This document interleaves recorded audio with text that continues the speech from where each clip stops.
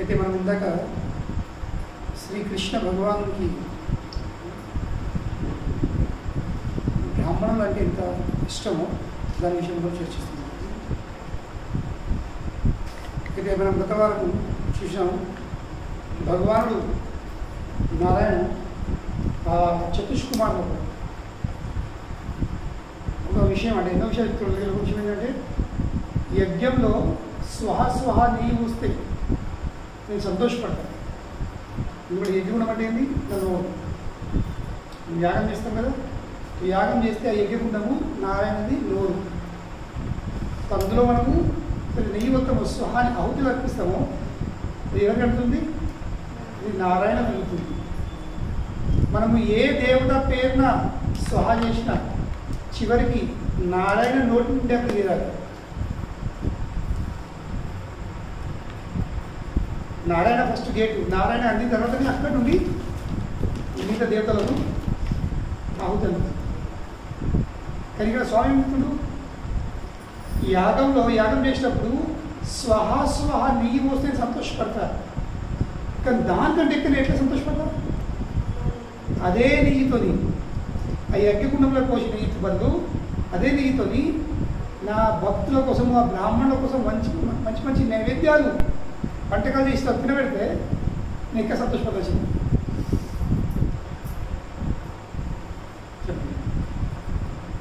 యజ్ఞకుండంలో నేను సంతోషపడతా, కానీ దాంట్లో ఎంత సంతోషపడతా? అదే నెయ్యితోని మంచి మంచి వంటకాలు చేసి రుచికరమైనటువంటి వంటకాలు చేసి నా భక్తులు తినబెడితే మీరు ఎక్కడ సంతోషం?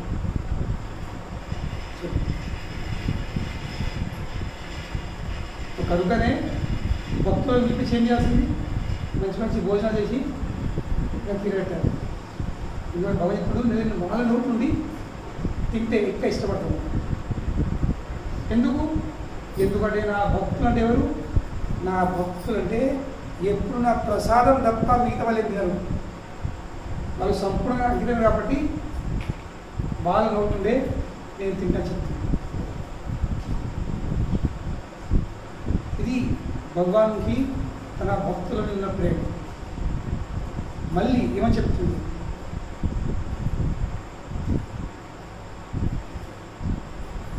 గంగాదేవి గంగాదేవి నా పాదాల నుండి ఉద్భవిస్తుంది. గంగాదేవి ఎక్కడి నుంచి ఉద్భవిస్తుంది? నారాయణ యొక్క పాదాల నుండి. మళ్ళీ అంతేకాదు, నారాయణుడు నేను ఈ భౌతిక జగతంలో ఉన్న ఆధ్యాత్మిక జగతంలో ఉన్న సమస్త శక్తులకు స్వామి నేను.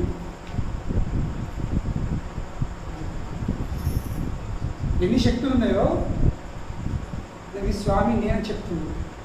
నేను సమస్త శక్తులకు స్వామిని. నా పాదాల నుండి గంగాదేవి ఉద్భవిస్తుంది. ఇంకా ఆ గంగాదేవి 3 లోకాలను పవిత్రం చేస్తుంది. గంగాదేవి వైశిష్టమైంది. అది స్వర్గలోకము, భూలోకము, ఇంకా పాతాళలోకము 3 లోకాలను పవిత్రం చేస్తుంది గంగాదేవి. గంగాదేవిని పారకము కేవలం భూలోకం లేదు, స్వర్గలోకం ఉంది. అక్కడ మందాకిని గంగ. ఈ భూలోకంలోనేమో గంగాదేవి. ఇంకా పాతాళలోకంలోకి వెళ్తే ఈ గంగాదేవి పెరుగుతుంది భోగవతి. 3 లోకాలను కలిగిస్తుంది గంగాదేవి. 3 లోకాలను కలిగిస్తుంది. స్వర్గలోకము, భూలోకము, పాతాళలోకము. ఆ గంగాదేవిని ఎవరు ధరిస్తున్నారు? శివుడు తన జటలు ధరిస్తుంది. కనుకనే శివుడు పేరేంది? గంగాధర. మన తెలుగులో పేరు గంగాధర అని. గంగని ఏమంటే తన జుట్టులో తన జటలు ధరించిందో అది గంగాధరుడు శివుడు. ఇది గంగాధర పేరుది అర్థం. కనుకనే భగవాన్ ఇక్కడ ఏం చెప్తుండు? నేనున్న సమస్త శక్తులకు స్వామిని. 3 లోకాలను పవిత్రం చేసేటువంటి గంగాదేవి నా పాదం ఉద్భవిస్తుంది.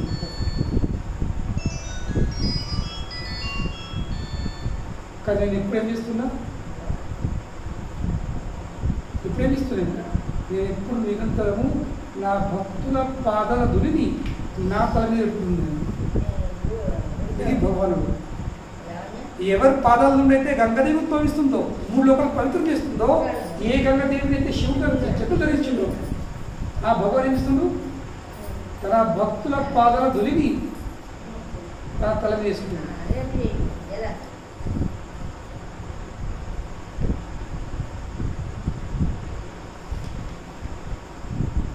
ఎంతో ప్రేమ చేసుకోవాలి. ప్రభుపాద ఉదాహరణ చెప్తారు. ఇప్పుడు ఒక హైకోర్టు జడ్జి, ఒక సుప్రీంకోర్టు జడ్జి, ఆయన కోర్టులో వెళ్తేనే అందరూ ఇలా ఉంటారు, సలాం దండ పెడితే నమస్కారం పెడతారు. కానీ అదే హైకోర్టు జడ్జి వీడు ఇంటికి వస్తాడు, ఆ ఇంట్లో చిన్న మనమడు ఉంటాడు. మనమడు తాత గుర్రం మీద అంటాడు. తాత అంటాడు, ఏంద్రా తాత అంటాడా, ఇట్లా నడుపుతుందా? నేను కోర్టులో పోతే వేల మంది నిలబడి నాకు ఎంతరు సల్యూట్ చేస్తారు. అవును కదా, ఎందరో జీవితాలు నా చేతిలో ఉన్నాయి. అవును, నేను రాసే తీర్పు మీద ఎందరో జీవితాలు ఆధారపడి ఉన్నాయి. నువ్వు నన్ను గుర్రం అమ్మంటున్నావు అంటాడు. అట్లా ఏమి సార్ తాత గుర్రం అవుతాడు, మనమడి ఇంట్లో ఎక్కిస్తుంటాడు, ఇంకా మనమడి ఎక్కుతాడు, కట్టబట్టి కొడతాడు కూడా. తాతడు గుర్రం అలిసిపోయింది, గుర్రం ఆకలి. సో మనమడి చేతిలో ఉన్న బిస్కెట్ ఎంగిల్ బిస్కెట్ వదిలింది. హైకోర్టు జడ్జి మరి ఎందుకంటే నా మన్మడు ప్రేమ ఉంది. కనుకనే భగవాన్కి ఎంత ప్రేమ ఉంటుంది భక్తుల మీద, వాళ్ళ పాదాల దులిని భగవాన్ తన తల మీద ధరిస్తుంది.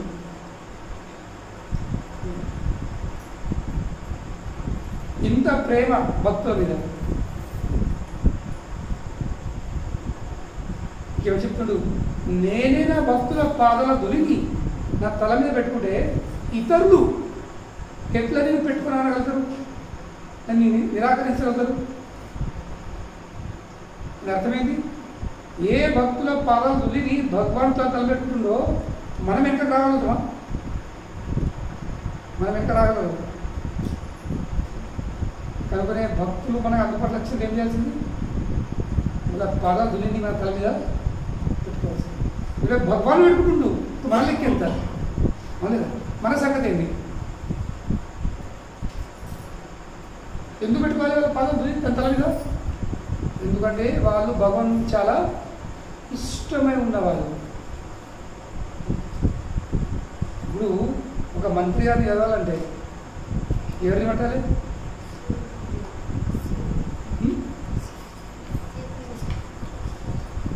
వాళ్ళ సెక్రటరీ కావాలి, వాళ్ళ పర్సనల్ పిఎం కావాలి. ఉండదు వాళ్ళతో పరిచయం ఉంటే మనం కొంచెం తినబెట్టి తాగబెడితే తెలుసుడు తొందర కల్పిస్తాడు. అవ్వలేదు.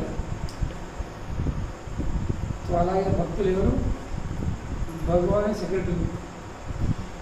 వాళ్ళని సంతోషపెట్టినామా ఆటోమేటిక్గా భగవంతుడికి సంబంధం చేస్తాం. వాళ్ళు భగవాన్ యొక్క ప్రతినిధులు. కనుకనే భగవాన్ ఏమంటాడు, నేను నా భక్తుల పాదాలు దులి, నా పొజిషన్ ఏంటుంది? నా పాదాలకి ఉద్భవించిన గంగదేవిని శివుడు తలను ధరిస్తుండు. అటువంటి నేనేం చేస్తున్నా? నా భక్తుల పాదాలు దులిని నా శిరస మీద పెట్టుకుంటున్నా. మరి ఎవరు అద్దనగలుగుతారు?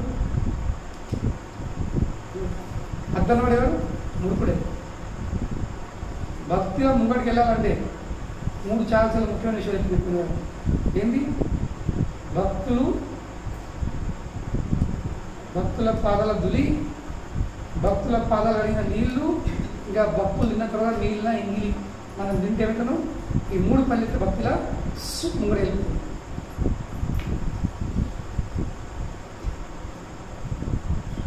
ఇవన్నీ పోయిన వారి గురించి. దాని తర్వాత భగవాన్ చెప్తుడు, భగవానుడు బ్రాహ్మణులు గౌలు అవు బ్రాహ్మణులు గౌలు ఇంకా నిస్సాయమైనటువంటి జీవులు అంటే ఎవరికైనా ఎవరు సాయం చేయగలరో అటువంటి జీవులను వాళ్ళు ఎవరు అవి నా శరీరం అని చెప్తుంది ఏవేవి బ్రాహ్మణులు గౌలు ఇంకా నిస్సాయమైనటువంటి జీవులు వాళ్ళు నా శరీరంతో సమానం కనుకనే ఏ పాపిష్టులు అయితే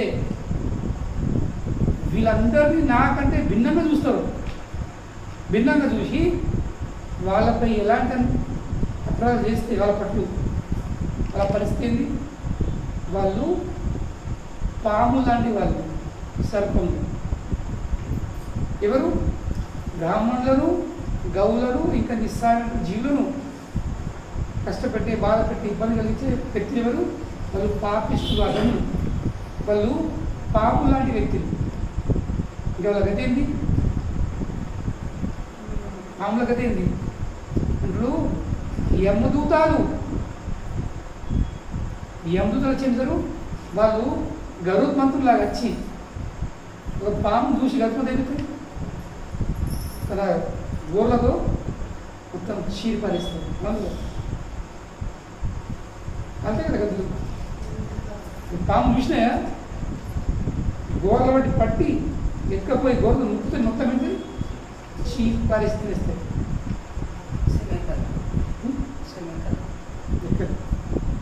ఇంజక్షన్ వేసుకుంటారు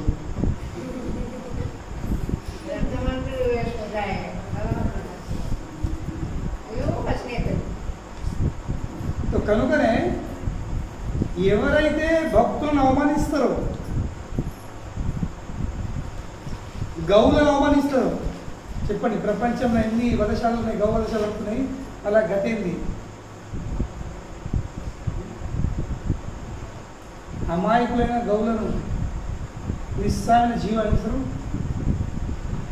తీసుకుపోయి మషిన్లో నిలబడతారు చేతుడి కోసం కాదు ఆవు కనిపిస్తుంది ఎందుకు లోపల నిలబడుతుండ్రు అలా గడ్డి పెడతారు అది తినక పోతుంది మొక్కలు పెడతా మషిన్కి వెళ్ళి అది మొత్తం చుట్టూ తిరిగి ఒక్కడ దెబ్బకు దాని తల శరీరం వేరే అలా మొత్తం చంపేది సగమే ఈ ఎక్కువ తిరిగి ఊగులాడుతుంటారు ఊగులాడని రెండు కాళ్ళ పైకి నిలబడతారు అది ప్రాణంతో ఉండగానే దాని కాళ్ళ మీద ఎక్కి తలదాకా దాని తోలు తీసిపడుతుంది ప్రాంతం ఉండగానే చెప్పండి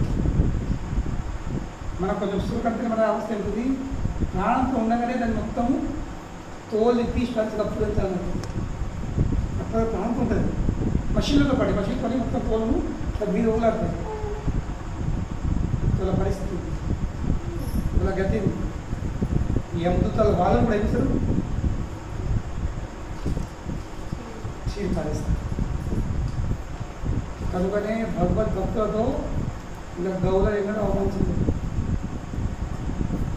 వాళ్ళు మన అందుబాటులో ఉంటుందంటే వచ్చిందంటే ఏం చేయాలి ఇలా సేవ చేస్తూ కాకుండా కానీ దూరంకి దండం పెట్టి ఏం చేయాలి సేవ చేస్తే ఎంతో లాభం గోమాతకు సేవ చేస్తే ఎంతో లాభము బ్రాహ్మణకు సేవ చేస్తే ఎంత లాభం ఎందుకు ఇక్కడ భగవాన్ చెప్తుండు అది నాతో సమానం చెప్తుండు వాళ్ళను అవమానించమంటే వాళ్ళను కష్టపెట్టుకుంటే ఎవరు కష్టపెడుతున్నారు భగవాన్ని కష్టపడు ఇప్పుడు ఎవరన్నా మన ఏది ఇట్లా పిన్బట్టి ఇట్లా పొడచ్చు ఎవరికైతే ఇక అన్నా అంటారు నీ ఏళ్ళు కట్టికేమన్నా అన్నా మరి ఏలు ఎక్కడ ఉంది చేతికి ఉంది కదా చేతి ఎక్కడ ఉంది శరీరం ఉంది ఒక ఏలు కొంచెం నొప్పి అయినా మొత్తం శరీరం నొప్పి పెట్టండి అదేవిధంగా భగవద్భక్తులు బ్రాహ్మణులు గౌరులు ఇవన్నీ ఇక్కడ భగవాన్ చెప్తుంది they are my own body అని చెప్తుంది నా శరీరం చెప్తుంది నా శరీరం అమ్మని చెప్తున్నప్పుడు నా శరీరము వీళ్ళందరూ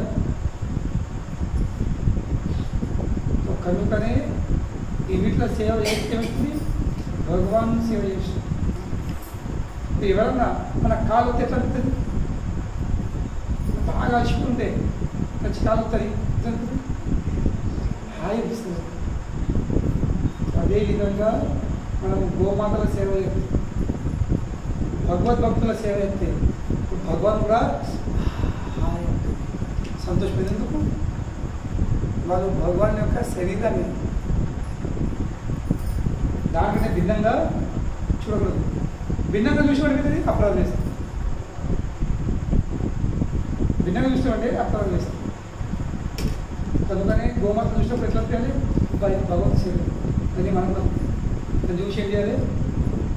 చేతుకుంటే దండ గోమాత దర్శనంతోనే పవిత్ర అవుతారట.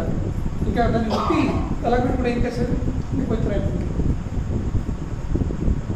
ఇది గోమాత ప్రభావం. ఎప్పుడైనా రాక్షసులు వస్తే బృందావనంలో కృష్ణుని ఎప్పుడైనా రాక్షసులు వస్తే పూతన వచ్చిన తర్వాత మొదటి రాక్షసి పూతన వచ్చిన తర్వాత యశోద ఏం చేసింది? యశోద మాత కృష్ణుడిని ఆ 6 రోజుల కృష్ణుడిని తీసుకుపోయి ఫస్ట్ చూసింది లేవటి ఏమైనా ఇక్కడ గోడలు కోసుకుపోయినా ఏమైనా రాకుండా కొడుకు మన అయిందా? చుట్టూ ఏం కాలేదు. వాళ్ళు ఏం చేసింది?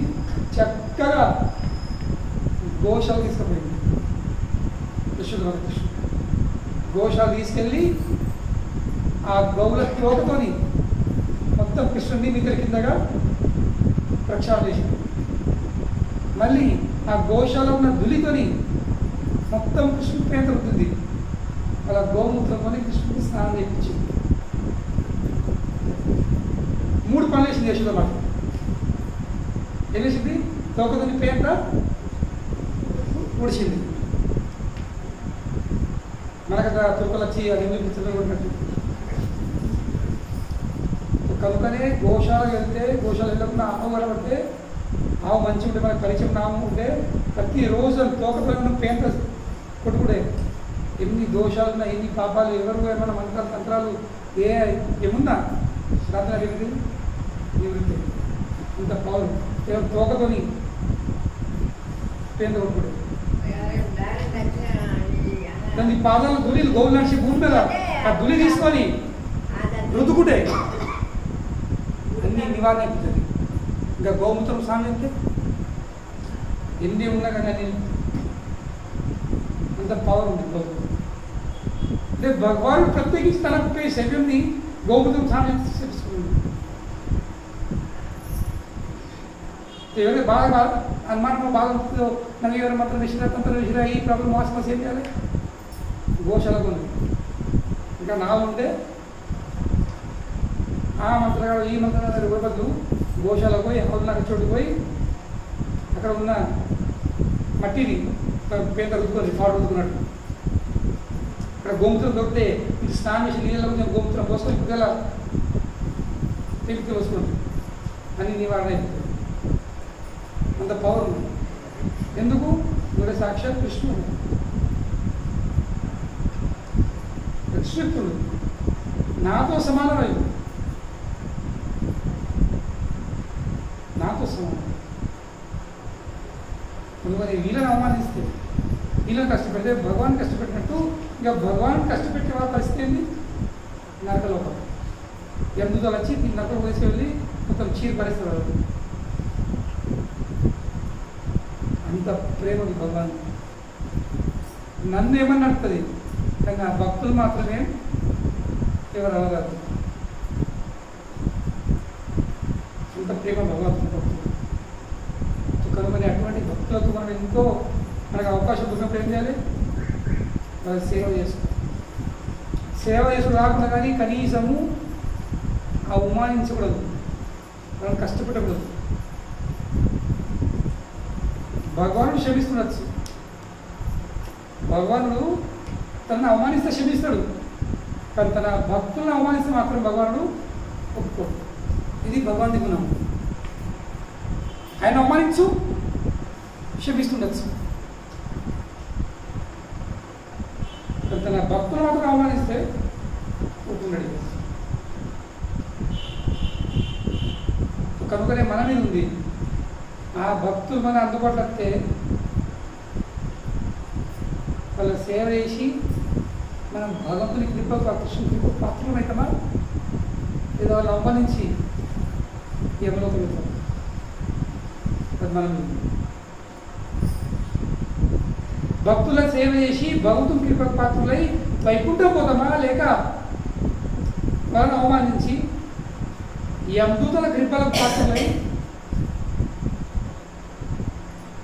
నరకలోకి వెళ్తాం? అది మన చాయిస్, మనం నిర్ణయించుకోవచ్చు. అందుకనే విషయాలు తెలుసుకోవాల్సింది. మనం అన్ని అప్పుడు తెలియజేస్తాం, కానీ మానవ జనం దేనికోసం ఉంది? తెలుసుకున్నాను. మానవ జన్మ దానికోసం తెలుసుకోవాలి. అగ్గిలో చేతి పెట్టి ఏమైనా ఏమి రాలింది, నాకు అగ్గికి గుణం తెలియదు, స్వభావం తెలియదు, తెలుసుకో దేనికోసం పుట్టిన మనిషి. అగ్గి ఇట్లా ఆలోచిస్తుంది, అయ్యో నీకు తెలియదు గుణము, నా స్వభావం తెలియదు అని కాలకుంటుందా? అగ్గిలో చేతి ఏం వేసినామంటే చిన్న బాబు కానీ లేక వృద్ధురాలు కానీ ఎవరైనా కానీ అగ్గేమిస్తుంది? సురుకు కాలువే. కనుకనే మనం మంచిగా పుట్టినప్పటికీ తెలుసుకోవాల్సింది, ఇది అగ్గి ఇలా చేస్తుంది. ఇది మానవ జన్మ. మానవ జన్మ దీనికోసం ఉంది, తెలుసుకోవడానికి. తెలుసుకొని జాగ్రత్త ఉండాలి.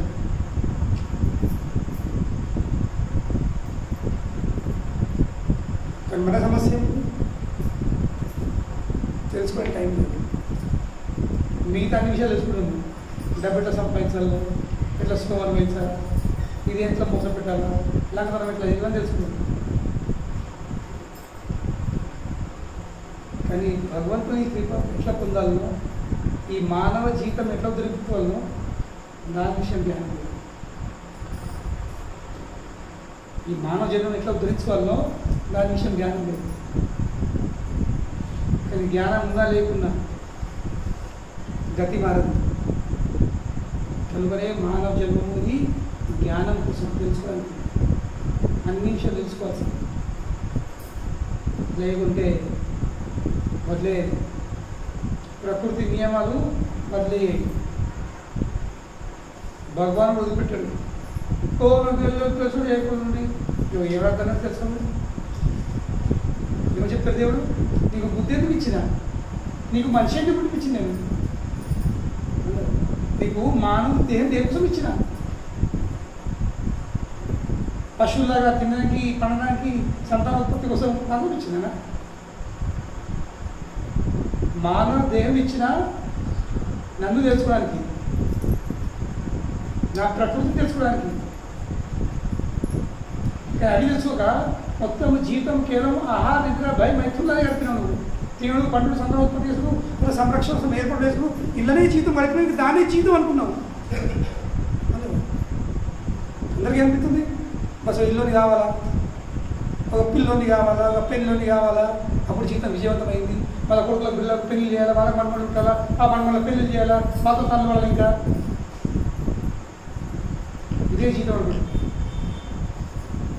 ఇంకా బ్యాంక్ బ్యాలెన్స్ జమ చేసుకోవాలా, కొన్ని భూములు కొనాలా, ఇంటుంటే అబ్బా ఎంత నా జీవితం విజయవంతమైంది, ఎంత సాధించి ఏం సాధించుకున్నాను. చివరికి లెక్క సున్నా అవుతుంది. చివరికి లెక్క ఎంత అడుగుతుంది? సున్నా కలుగుతుంది. ఎందుకు సున్నా అవుతుంది? నువ్వేం అడిగిరావు. నువ్వు సంపాదించిన డబ్బుతోని ఆశతోని నువ్వు మృత్యు దూరం కాలేవు. సచ్చుడే అన్ని సచ్చుడే. ఇక్కడ ఉండేది అన్నీ వద్దిపోవడం, ఏం నచ్చడి కావు. మనకి లెక్క అడుగుతుంది, సున్నాకి వచ్చేస్తుంది. లెక్క అడుగుతుంది, సున్నాకి వచ్చేస్తుంది. ఇంకా సున్నాల కోసం మనం జీవితం పడుతున్నాం, ఇంకా సున్నాలను కూడా పెట్టుకుంటాం. మనతో పాటు రాని విషయాల కోసము మొత్తము జీవితం పెట్టుకున్నాం, దారి వస్తున్నాం. కానీ ఏదో మనతో పడతాయో అవి విషయం జ్ఞానమే లేదు, అవి విషయం ఆలోచన లేదు, అవి విషయం పట్టించుకోవడం లేదు. ఇవన్నీ వచ్చేది కావు. ఈ దేహమే రాదు మనతో పాటు, ఈ దేహమే రాదు. ఈ దేహమే రానప్పుడు ఈ దేహంతో సంబంధించిన వస్తువులు ఎట్లా అన్నీ వదిలిపెట్టుకోలేదు. ఈ శరీరం వదిలిపెట్టుకోడు, ఈ డిగ్రీలు వదిలిపెట్టుకోడు, ఈ జాబులు వదిలిపెట్టుకోడు, ఆ బంగ్లాలు, ఇల్లు, భూములు, ఆస్తులు, బ్యాంక్ బ్యాలెన్స్, భార్య, పిల్లలు, మన్మరాలు అందరిని వదిలిపెట్టుకోకూడదు. మళ్ళా కొత్త సంసారం వాడు. ఇటువంటి లెక్కలేని సంసారాలకు వచ్చినాము, లెక్కలేని సంసారాలు బయటపడ్డాము. ఇప్పుడు బాధపడుతున్నాం, నాకు కొడుకుతుంది. అటువంటి ఎన్నో కొడుకులు వదిలిపెట్టు. ఈ శరీరంలో వీటిని కొడుకేయండు. అటువంటి ఎందరో కొడుకులు ఉన్నారు. ఇంకా ఇంకా నీ కుటుంబం ఎంతో చోట్ల ఎక్కడో కూడా ఉంది. దాన్ని ఆలోచిస్తున్నావా? ఇది ఒక్క సంసారం కాదు, ఎన్నో సంసారాలు ఉన్నాయి. కానీ ఏ విధంగా మనము నిద్రలోకి వెళ్ళే మెలికైన తర్వాత నిద్రలో కళలు చూసిన విషయాలు గుర్తుంటాయి. బాధపడతామా? ఓ కళలు నేను రాజులా కూర్చున్నా, నా చుట్టుపక్కల జనాలు ఉన్నారు, మంత్రులు ఉన్నారు, కోటేశ్వరులు ఉన్నారు, నా పైసలు ఉన్నాయి, నా కిరకలు ఉన్నాయి, ఎంతో సంబరపడతాం కళ నిద్ర. కానీ లేసరికి అయ్యో నా ఇరిపోయిన మంచిగా ఉంది ఇక్కడ. బాధపడతాం, వెళ్తావా? లేదు. సో ఏ విధంగా అయితే రాత్రి చూసిన కళలు మెలికైతే మర్చిపోతామో అదే విధంగా దినంలో మీరు అందరికీ మనం రాత్రి నిద్రపోతాము. ఒక్కసారి నిద్రపోయిన తర్వాత మీకు తెలుసుంటుంది మీరు ఎవరని. మీరు స్త్రీలా, మీరు పురుషులా, మీరు ఐశ్వర్లా, మీరు ముసలోళ్ళ, మీరు కోటేశ్వర్లా, ధనికుల, లేక పేదవాళ్ళ, మనకు గుర్తుంటుందా? ఆలోచించు. మళ్ళీ మెలికెక్కడో నేను ఫలానా ఇంటుంది, నేను ఈ తినేదాన్ని. రాత్రి చూసిన విషయాలు దినాలు మర్చిపోతాము, దినాల్లో గడిపే విషయాలు రాత్రి మర్చిపోతాం. కళ 2 రకాల కళలు ఉన్నాయి. ఒక నైట్ కళ, ఒక దినం కళ. ఇందులో ఒక కళనే. రాత్రి మనం కళలు అద్భుతము. ఇంటికి వస్తున్నాను, నేను వస్తున్నాను, ఎందుకు వైద్యం పని చేస్తున్నా, డబ్బు సంపాదిస్తున్నాయి, ఏ గృహ ప్రవేశం అయింది ఈరోజు కళ చూస్తాం కదా. మరి నిజంగా మంది ఉంటారు అక్కడ గృహ ప్రవేశంలో? ఉంటారు లేదా? కలదా? ఎందరో మంది ఉంటారు. మనం చూసుకుంటున్నాం, తింటున్నాం, ఎదుగుతున్నాం, రావుతున్నాము. వెళ్కేసరికి వేరే బాగుంది. అదేవిధంగా నిద్రపోయింది కదా. ఈరోజు దినమంతా గృహప్రవేశం చేసుకున్నావు, చుట్టూ 1,00,000 రూపాయలు రాత్రి పడుతున్నావు. ఇప్పుడు వెళ్తుందా? పాలింట్లో ఉన్నా, కొద్దిగా ఉన్నా, రోడ్డు మీద ఉన్నా, ఇంట్లో వెళ్తుందా? ఆలోచించింది రోజు రాత్రి. మెలుకున్నంత వరకైనా కొత్త ఇల్లు నిద్రపోయిన కదా. కొత్త ఇల్లు సంబంధం లేదు, పాలికి సంబంధం లేదు. ఆలోచించదు. ఎల్ల జీతం పడుతున్నాము, మొత్తం జీతం పడుతున్నాము కళలు, dreams. We are living life of dreams, day dreaming and night dreaming. రాత్రి విషకలు, విషకలు కనుక ఇళ్ళకి బయట రావాల్సింది, ఇళ్ళకి బయట రావాల్సింది. ఈ అనిత్యమైన లోకంలోకి బయటపడి ఆ నిత్యమైన లోకంలోకి వెళ్ళాల్సింది. ఇవన్నీ టెంపరీ. అనిత్యమైనది నిత్యమైనది భగవానుడు, నిత్యమైనది భగవంతుని ఒక లోకము వైకుంఠం. నిత్యమైనది ఆత్మ, అనిత్యమైనది శరీరం. ఈ దేహంకి ఇంకో దేహం, ఇంకో దేహంకి ఇంకో దేహం, ఇంకో దేహంకి బట్టలు మార్చినట్టు. ఇలా ఈ చీరే, రేపు ఆ చీరే, ఇలాగేమో కాటన్ చీరే, రేపు పట్టు చీరే, ఎల్లుండేమో కేసీఆర్ ఇచ్చిన చీరే. ఇప్పుడు ఆయన తర్వాత మొన్న 5 ఏళ్ళు వచ్చినాయి బతుకమ్మ చీరలు. ఇప్పుడు కోరుతారు కోడి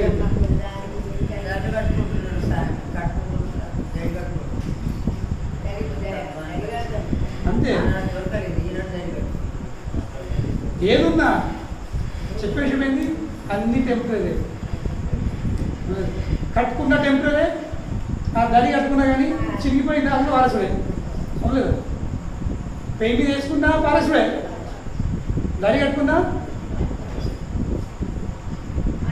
తో శరీరం ఎట్లా మనం బట్టలు ఎట్లా వాడుతున్నామో ప్రతిరోజు అట్లా శరీరంలో మనం మార్చాడు. ఒక్క శరీరంలోకి ఇంకో శరీరం, ఇంకో శరీరం, ఇంకో శరీరం. ఎన్ని ఉన్నాయి? 84 లక్షల శరీరాలు ఉన్నాయి. 84 లక్షలు. కానీ మళ్ళీ తిరుగుతున్నాం. పునరపి జననం, పునరపి మరణం, పునరపి జనని జఠరే శయనం. శయనం అంటే ఏంటి? పడుకోవడం. ఎక్కడ పడుకున్నాము? జఠర. తల్లిగడపలో పోయి మళ్ళీ పడుకున్నాము. చచ్చిపోయాం, మళ్ళీ ఇంకో తల్లిగడపలో పోయి మళ్ళీ పడుతున్నాం. మళ్ళీ చచ్చిపోయాం, మళ్ళీ ఉంటుంది, మళ్ళీ చచ్చిపోయాం.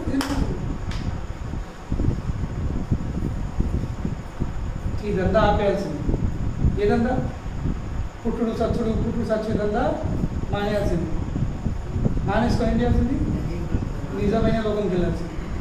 మనం నిజమైన ఇంటికి వెళ్ళాల్సింది. ఇది మన ఇల్లు కాదు, ఇది మన లోకం కాదు. ఇవన్నీ కిరాయిలు, ఇవన్నీ కిరాయిలు. ఇక్కడ మనం ఎప్పుడము కిరాయిలకి రంగులు, పూతలు, దానికి డెకరేషన్లు, దానికి లైట్లు, దానికి ఫ్యాన్లు ఎప్పటికున్నట్టు. కిరాయిలు ఎన్ని పెట్టుకున్నా కానీ ఒకరోజు ఏమంటారు ఇంటర్ మా కొడుకు వస్తుంది, మా బిడ్డ వస్తుంది, మా నాన్న రాకుండా కొంచెం ఇప్పుడు కాల్ చేసి ఉంటారు. నేను రంగు పెట్టినా, నేను ప్రభుత్వం కూర్చోబెట్టాను, ఓడి పెట్టుకున్నాను. తీసుకుపో సార్, రంగు పెట్టి తీసుకెళ్తా రంగులు. ఒక మూల పట్టగా తీసుకుపోరాదు. సో అలాగే ఈ జీవితంలో ఎన్ని చేసినా కానీ ఇవన్నీ కిరాయిలు. అన్నీ వదిలిపెట్టి ఒకరోజు చలో ఖాళీ కరో వదిలేసేయి. ఎందుకు చెప్తారు? ఎందుకు వచ్చి చెప్తారు? ఖాళీ కరో అంటావా? ఓ నా కొడుకు, నా మన్మడు, నా బిడ్డ, నా ఇది, నా అది, నా ఇల్లు, నా బంగారం, నా భూములు, ఆశలు అది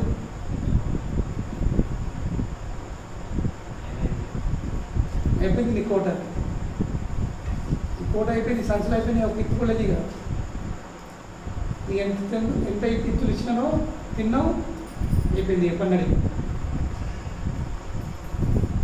కనుగొని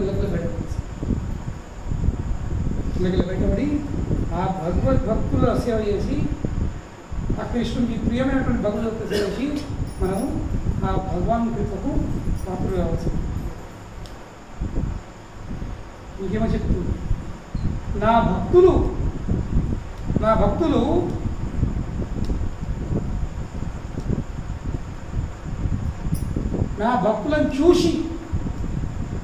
భక్తులను చూస్తేనే వాళ్ళని చూసి సంతోషపడతారు. వాళ్ళని అనుగ్రహించని చెప్తుంది. భక్తులను చూసిన హృదయంలో సంతృప్తి, ఆనందం. అబ్బా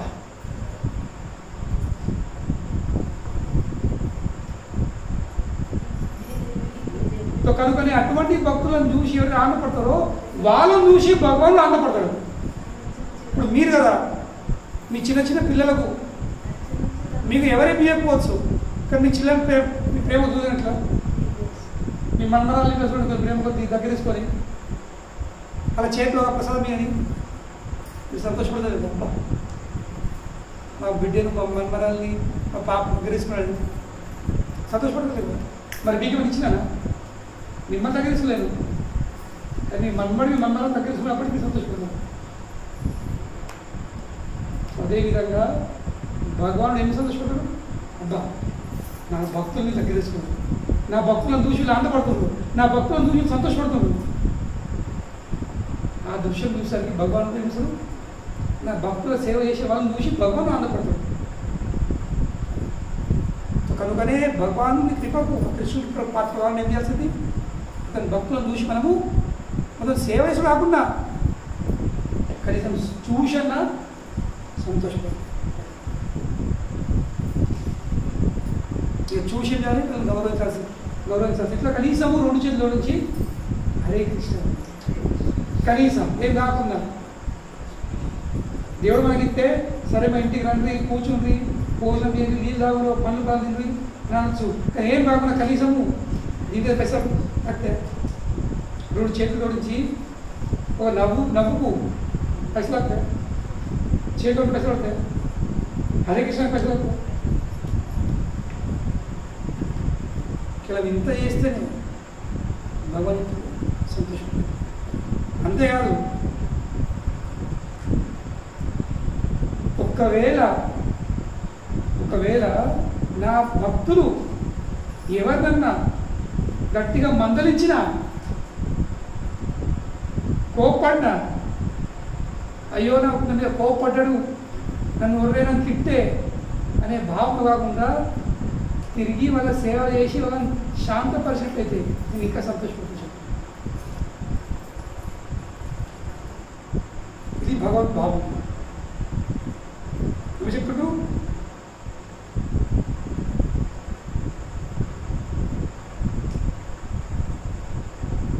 ఏ విధంగా అయితే తండ్రి కోప్పడితే పిల్లలు ఏమిస్తారు? రెండు ఆప్షన్లు ఉన్నాయి. తల్లిని కోప్పడితే వీడు కోప్పడచ్చు, ఏమైతే విషయం వెళ్తుంది. కానీ తండ్రి కోప్పడానికి కూడా చెప్తారు శాంతపరుస్తుంది విషయం అక్కడే. భగవాన్ చెప్పుడు కొన్ని మార్లు నా భక్తులు ఎవరినైనా కోప్పడితే, భక్తులు ఎవరి కోసం కోప్పడతారు? తన కోసం, ఇతరుల శ్రేయం కోసం, వాళ్ళ మంచితనం కోసం, వాళ్ళ మంచితనం కోసం కోప్పడతారు. కొన్ని అబ్బో నన్ను కొంత మీద కోప్పడే, నన్ను తిట్టే, నన్ను ఇట్లని నన్ను గట్లని అన్నామనుకో నరకం పడతారు. వాళ్ళు కోప్పడ కానీ అయ్యా వాస్తవంగా నన్ను తన్నాల్సిందే, కానీ నన్ను తిట్టి నన్ను కాళ్ళు పడ్డానుకో ఇది ఇలా కోపము చల్లని. సో ఒకవేళ భవన్ ఇప్పుడు ఇక్కడ ఒకవేళ వాళ్ళు కోప్పడినా ఎవరిదైనా శాంతపరుస్తారో వాళ్ళకి చాలా ప్రియం. ఎందుకు వాళ్ళు తిరిగి మాట్లాడలేదు? ఎట్లేదు? ఎందుకంటే వీళ్ళు నా భక్తులు, నా భక్తులను అవమానిస్తే నన్ను అవమానించినట్టు. కానీ ఒక విషయం గుర్తుంచుకోవాల్సింది, భగవాన్ యొక్క భక్తులు వాళ్ళు కోప్పడితే ఏదో వాళ్ళకు ఈ విషయాన్ని కోప్పడు. వాళ్ళు కోప్పడినా, వాళ్ళు తిట్టినా, వాళ్ళు అవసరం పడుతున్న నీకినా తండ్రి కొడుకుడు ఈర్ష్య ఉంది ఇక్కడ. తండ్రి రెండు నీకు రెండు తిడితే కొడుకును ఈర్ష్యతో అనుకోకపోతే ప్రేమతో, ప్రేమ కోసం, ప్రేమ కొద్దీ తిడతారు, ఈర్ష్యతో కాదు. అదేవిధంగా భక్తులు కూడా కొన్ని సందర్భంలో కొందరు మంచి మాటలు చెప్పం ఏమైనా తెలుసా, అవసరం పడితే రెండు కనబడుతుంది. ఇంకా ఇప్పుడు కలియుగంలో కనబడదు. కలియుగం ఎట్లుందంటే ఒక్కరు మంచిగా అంటే అన్న కానీ ఉల్ట తిరిగి తిట్టే వాళ్ళకి వాళ్ళకైతే ఏమవుతుంది?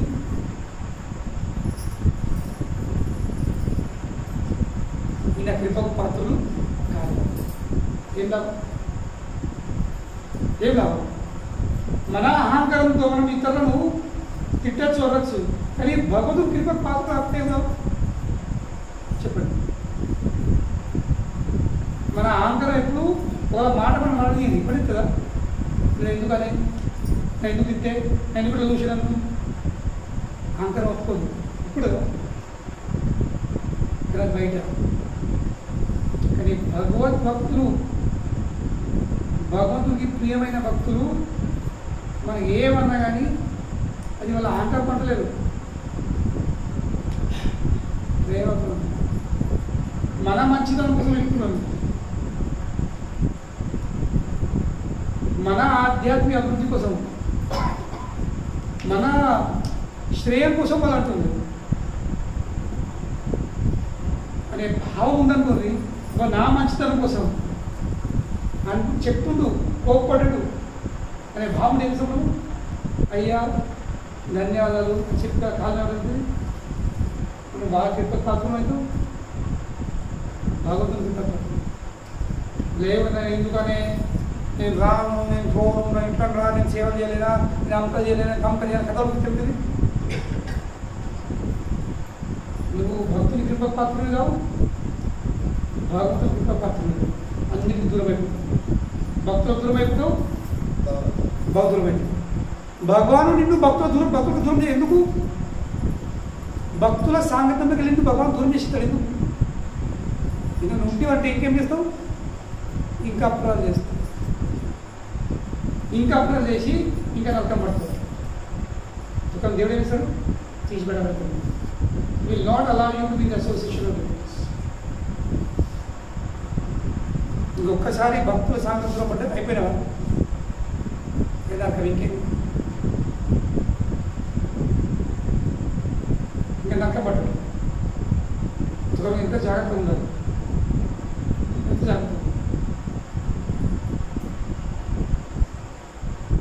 జాగ్రత్తలు ఇవన్నీ విషయాలు తెలుసుకునే కదా. తెలియకపోతే మనకు తెలుసుకోకపోతే ఏమన్నా పందికిలో పోతున్నాడు ఒక వేషం వేసుకున్నాడు మళ్ళీ ఇలా పని లేదు పాట లేదు వేషం వేసుకొని వచ్చి ఎప్పుడు కానీ ఎవరి కోసం వాళ్ళు జీవితం ఇంత త్యాగం చేసేది ఎవరి కోసం? అలా కోరిక లేదా? ఇలా సుఖం ఉండాలా, ఆనందం ఉండాలా, సంసారంలో ఉండాలా లేదా కోరికలు? అది ఏం చేశారు? ఆ కోరికలు విసికేసుకొని ఆ కోరికలు చంపేసుకొని రైతులు ఒక్క కుటుంబం వదిలిపెట్టుకొని ఎన్నో కుటుంబాల వాళ్ళు దగ్గర వేసుకుంది. ఒక్క సంబంధం వదిలిపెట్టుకొని వాళ్ళకి ఒక్క సంబంధం లేకపోయేసుకుంది. దేనికోసం? అందరికీ కృష్ణుడి కృప అందరు. ఎందుకంటే కృష్ణుడి కృప లేకపోతే ఈ ప్రపంచంలో ఎవరు సుఖంగా లేదు. ఇల్లు, ఐశ్వర్యము, భార్య, పిల్లలు, భూములు, ఆస్తులు నీకు సంతృప్తి ఇస్తుంది. ఏమిస్తాయి? సంతృప్తి. నాకు ఇల్లు ఉన్నాయి, నాకు సంతృప్తి ఇస్తుంది, కానీ ఆనందం ఇవ్వలేదు. రెండు వేరే వేరే విషయాలు గుర్తుంచుకోండి. సంతృప్తి, ఆనందం ఈ రెండు వేరే వేరే విషయాలు. ఒక్కటి కాదు. నువ్వు కృష్ణ భక్తి చేయకుండా సంతృప్తి ఉండొచ్చు, కానీ ఆనందం ఉండలేదు. ఉదాహరణగా నీ ఇంట్లో మంచి బెడ్ పరుపుంటే నువ్వు ఆనందం ఉండొచ్చు, కానీ నిద్ర రాకపోతే సంతృప్తి ఉండొచ్చు. నాకు మంచి బెడ్రూమ్ ఉంది, ఏసీ ఉంది, మంచి బెడ్ ఉంది, మంచి పరుపులు ఉన్నాయి, మంచి బెడ్షీట్లు, బ్లాంకెట్లు ఉంది, నువ్వు సంతృప్తి పడచ్చు. కానీ ఆ బెడ్లో నీకు నిద్ర రాకపోతే ఆనందం ఉంటావా? ఆలోచిస్తుంది. ఈ ఒక్క విషయంగా ఆలోచిస్తుంది. తినేదానికి మంచి మంచి వస్తువులు ఉన్నాయి, తింటుండ్రు, కానీ పెయికి అంటలేదు. తిన్నా ఉన్నాయని సంతృప్తి పడుతున్నావు, కానీ పెయికి అంటకపోతే ఆనందం ఉంటావా? కనుకనే భౌతిక విషయాలు నీకు, భౌతిక వస్తువులు నీకు సంతృప్తి కలిగిస్తాయి. మరి కృష్ణుడు ఏమిటాడు? ఆనందిస్తాడు. మనము రకరకాల వంటకాలు నేర్చుకొని పెట్టుకోవచ్చు, ఇంకా చేసుకోవచ్చు, కానీ ఆకలి కొనొచ్చా? ఆకలి కొనొచ్చా? ఈ ఆకలి లేకపోతే వస్తువులు ఎందుకు? అట్లా ఉండి ముడిపోతుంది. కొనదు. మంచి బెడ్ ఉంది, కానీ నిద్ర లేకపోతే ఏం లాభం? పెద్ద ఇల్లు పట్టుకుంటావు, కానీ ప్రశాంతత లేకపోతే ఏం లాభం? ఇంటి బయట బోర్డు పెట్టుకున్నావు, శాంతి నిలయం అని. ఏం నిలయము? శాంతి నిలయము. కానీ ఇంట్లో ఎప్పుడు కొట్లాడు అశాంతి. ఇంట్లో వాతావరణం ఎప్పుడు అశాంతి, కానీ బయట పేరుంది. సో శాంతి నిలయం అని బోర్డు పెట్టుకుని సంతృప్తి పడచ్చు, కానీ లోపల ఎప్పుడు కయ్యాలు కొట్లాడు. ఆనందం కదా?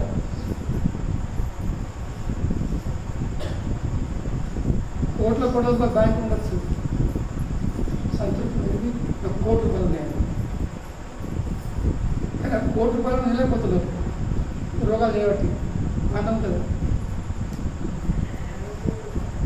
కనుకనే కృష్ణ భక్తి చేస్తే మాత్రం ఆనందం వస్తుంది. మిగతా కృష్ణ భక్తి యొక్క ఎన్నో అసలు చేసుకో, సంతృప్తి వస్తుంది. సంతృప్తిని ఆనందంకి ప్రాథమిక మెట్టు. సంతృప్తి మార్గంకి గమ్యం ఏమిటి? ఆనందం. The destination of satisfaction is ఆనందం. కనుక మన మీద ఉంది. నేను ఇలా సంతృప్తి పడతారా లేక ఆనందం? అది మన మీద ఉంది. లేదు నాకు సంతృప్తి సరిపడే సరే, లేదు నాకు ఆనందం కావాలంటే ఏంటి? సంతృప్తిని దాటేయాల్సింది. సంతృప్తిని దాటేసి అప్పుడు ఆనందం వైపు అంతవరకు. కనుకనే జీవితం డిసైడ్ చేసుకోండి. నాకు సంతృప్తి పడుతుందా? సంతృప్తితో సంతృప్తి పడుతుందా లేక ఆనందపడుతుందా? కనుక కృష్ణ భక్తి ఎందుకు చేయాలి? ఆనందం. పెళ్ళి చేసుకోవచ్చు, సంతృప్తి పెళ్ళి అయిందని, కానీ ఎప్పుడు కయ్యాలప్పుడు ఆనందం. పెద్ద పెద్ద డిగ్రీలు పొందొచ్చు. నేను బీటెక్ అవుతున్నా, నేను సిఏ అవుతున్నా, నేను డాక్టర్ అవుతున్నా అని సంతోషపడచ్చు. కానీ పేషెంట్ రాకపోతే పేషెంట్ కూడా చాలా రావచ్చు, కానీ అటువంటి ఆనందం లేకపోతే ఎలా? కనుకనే జీవితంలో ఆనందపడడం చాలా ముఖ్యం. ఎందుకంటే జీవిత స్వరూపం అది. సత్, చిత్, ఇంకా ఆనందం. జీవిత స్వరూపం ఏంది? సచ్చిదానంద స్వరూపుడు అంటారు. ఏం స్వరూపుడు జీవితి? సచ్చిదానంద స్వరూపుడు. సత్, చిత్, ఇంకా ఆనందం. సత్ అంటే ఏంటి? శాశ్వతం ఉండేవాడు. ఆత్మ శాశ్వతం ఉంటుంది ఎప్పటికీ. శరీరము ఎప్పుడు ఉండేది కాదు. సత్, సత్ అంటే ఏంటి? శాశ్వతం, పర్మనెంట్. చిత్ అంటే ఏంటి? సంపూర్ణమైన జ్ఞానం కలిగినవాడు, చైతన్యం కలిగినవాడు. శరీరంకి ఏం చైతన్యం లేదు, ఉంటుందా? శరీరం ఆత్మ బయటపడే స్పందిస్తుందా? ఇప్పుడు నన్ను చూసి రాగానే ఆనందపడతారు. కానీ ఈ శరీరం ఆత్మ వెళ్ళిపోతే ఆనందపడతారు. అయ్యో ప్రభు వచ్చాడు, ఇట్లా అల్లితే ఇలా ప్రభు వచ్చింది. ఎవరెందుకు? ఎందుకంటే చైతన్యము శవంకి తెలియదు. శరీరంకి ఈ ఫలానా వ్యక్తి వచ్చిండు, ఇది సుఖం దుఃఖం తెలిసేది ఎవరికి? చైతన్యం. ఇంకా ఆనందం. ఆత్మ ఎప్పుడు ఆనందం అనుభవించే స్థితి ఉంటుంది. ఎప్పుడు ఆనందం ఉంటుంది. ఇంకా శరీరము ఎప్పుడు నిరానందం. కనుకనే మన నిజమైన స్వరూపం ఏమిటి? సచ్చిదానందం. మనం శాశ్వతం ఉండేవాళ్ళం, సంపూర్ణమైన చైతన్యంతో కలిగి ఉన్నవాళ్ళం, ఎప్పుడు ఆనందం ఉండేవాళ్ళం. కానీ ఈ శరీరం వచ్చేసరికి ఏమిటి? ఉల్టా అయిపోయింది. ఈ శరీరం వచ్చేసరికి నీకు ఎంత ఉంది అనలేదు. మనందరికీ ఒక రోజు పుట్టిన రోజు ఉంది, మనందరికీ ఒక మరణ రోజు ఉంది. ఇప్పుడు మనము పుట్టినరోజు తెలుసు, మనకు మన రోజు మనం రాస్తాం. ఏ రాస్తాం? మన కోసం రాస్తాం. ఫోటో కింద మరణ. ఈరోజు సంతృప్తి కావాలా, ఆనందం కావాలి. అది మనం కానీ అర్థం చేసుకోవాల్సింది. మన అవసరం ఏముంది? సంతృప్తి కాదు. మన అవసరము ఆనందది దృష్టి సంపన్నం. ఈ ప్రేమ ఏ విధంగా దినమంతా ఎంత ఎరిగినా, ఈ మగవాళ్ళు ఎక్కడ తిరిగినా, ఎన్ని దేశాలు తిరిగినా, ఏం చేసినా కానీ ఆనందం అయిపోతుంది. ఇంటికి వస్తే లేదు, ఇంటికి చేరకుండా ఈ దుబాయ్ పోయేటోళ్ళు, బయట దేశాలు వెళ్ళేటోళ్ళు ఇంటికి చేరకుండా, ఇంటికి చేరుకుంటా ఇంటికి పోవాలని ఆలోచన వచ్చినప్పుడు నుంచి ఏమవుతుంది?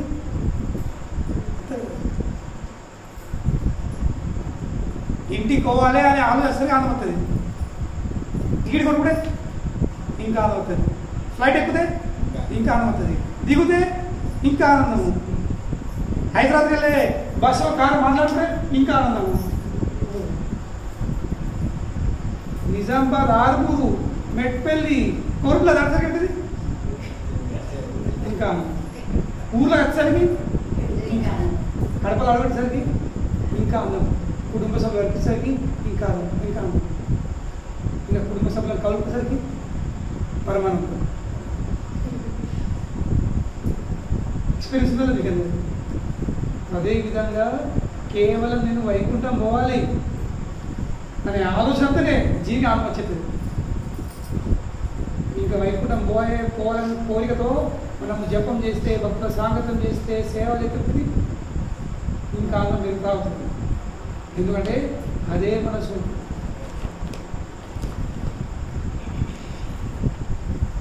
అదే మన స్వరూపం. ఇక్కడ కాదు, వైకుంఠం బోర్డు. హరే కృష్ణ ప్రభుకి జయ.